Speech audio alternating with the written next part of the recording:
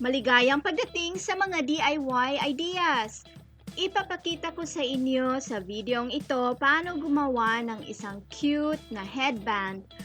Ito ay napakadaling gawin gamit ang half double crochet at makikita ninyo na ang yarn na gamit natin ay nag-iiba yung kulay. At para i-connect ito para maging loop, simply make a knot. So, eto yung knot at yung isang dulo ay blue, yung isa naman ay yellow. So, ipapakita ko sa inyo maya-maya kung paano gawin ito. Ang length at width naman ito ay depende sa kung sino ang magsusuot nito. So, kayo nang bahala sa measurement ng headband ninyo. Itong ginawa ko ay pang baby na size and nasa inyo na kung gagawa kayo ng ibang variation dito. So, ang gamit kong hook dito ay number 4. Ito naman yung yarn. Ito yung Rico Design Light and Long. Nag-iiba yung kulay nito at ito ay napaka-soft at light. So, yeah, ipapakita ko sa inyo kung paano gawin yung headband. Magsimula na tayo. So, ang start ay gumawa ng knot. Okay, and then gumawa ng 3 chain stitches. Okay. Then yarn over and then dito sa pinakaunang butas, ipasok yung hook at kumuha ng yarn. So may 3 loops na tayo sa hook at then completely pull the yarn upang makagawa ng half double crochet. So ngayon, gumawa ng 2 chain stitches, turn over at gumawa ng half double crochet sa pangatlong butas dito. Okay. Ayan. Tapos, sa same na butas, gumawa uli ng isa pang half double crochet. So, ito yung pangalawang half double crochet. Ito na ngayon yung second row natin. So, ito. For the next row, gumawa ng 2 chain stitches. I-turn over ito at gumawa ng half double crochet sa third space. Ito.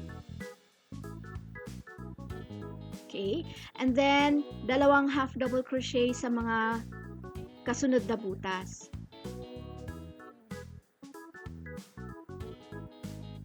Okay. So, sa row na ito, meron tayong 3 half double crochet. Ayan. So, pa-increase tayo ngayon. Nagdadagdag tayo ng isang half double crochet for each row. Okay. So, to continue again, 2 chain stitches, turn over. Then, gumawa ng half double crochet sa third space from the hook. And then, sa mga kasunod na butas ay mga half double crochet ulit. Okay. Eto. Ayan.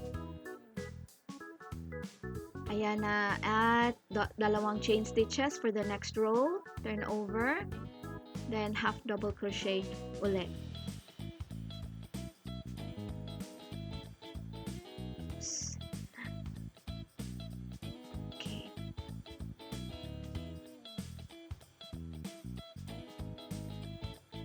Eto, palaki ng palaki yung width ng ating headband. Dadagdagan ko pa ito ng rows, siguro ganito karami. At babalikan ko kayo maya-maya. Eto na siya, isang maliit na triangle. So, meron tayong 1, 2, 3, 4, 5, 6, 7, 8, 9 rows. Sa next row, gumawa ng 2 chain stitches, turn over ito, then gumawa ng tig-iisang half double crochet for each space. So, di na magdadagdag ng half double crochet.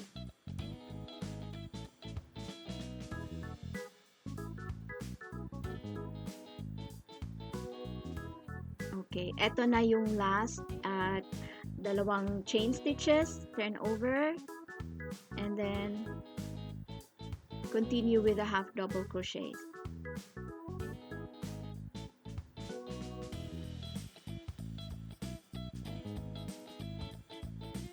So, kung gusto niyo ng mas mahaba pa dito para sa knot, pwede rin. So, kayo nang bahala na magdagdag ng half double crochet ninyo. gaano kahaba yung para sa knot. So, eto na at marami-rami na akong nagantsilyo na half double crochet at medyo mahaba na tong band na ginawa ko. Makikita rin ninyo yung pag-change ng kulay ng ating yarn at ito na yung tamang length para sa ating baby.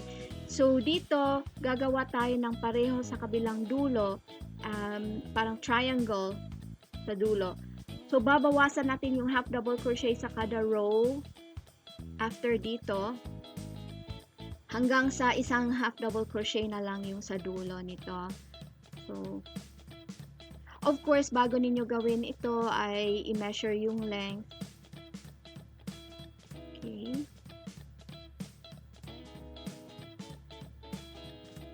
So, okay, malapit na tayo sa dulo. Dito ay i-combine natin yung ating half double crochet. So, ayan, may 5 loops tayo, then completely pull through the yarn. Ayan, parang isang half double crochet na yan. So, ito yung tinatawag na decrease. So, dalawang chain stitches, turn over, and then half double crochet. At dito sa panghuli, okay, combine ulit. So, may 5 loops tayo sa ating hook. And, ayan. So, dalawang chain stitches. So, ayan pa. Paliit ng paliit yung ating mga rows. So, eto, malapit na tayong matapos. So, just turn over. So, eto, may dalawang spaces dito. So, parang isang half double crochet yung gagawin natin. Ayan, combination ng dalawang spaces. So, eto, tapos na yung ating band. Okay. So, after 2 minutes, ay natapos na natin yung hairband at completely pull through the yarn. Ipasok yung extra yarn sa mga stitches na nagawa natin kanina. So, eto, para maging malinis tignan yung ating gawa. Okay. So, tapos na. Just make a knot. So, yung isang end ay blue at yung isa ay yellow. At eto na yung knot natin. Pwede na itong isuot ni baby. Okay. Tapos na. So, wow! Sana ay nagustuhan ninyo yung mga instructions at nagustuhan ninyo ang videong ito. So, sana bigyan kami ng thumbs up at bumisita at mag-subscribe sa aming channel para mapanood ninyo ang iba pa naming mga videos. Kaya hanggang sa muli, magkita-kita ulit tayo sa susunod kong mga videos. Hanggang sa muli. Paalam!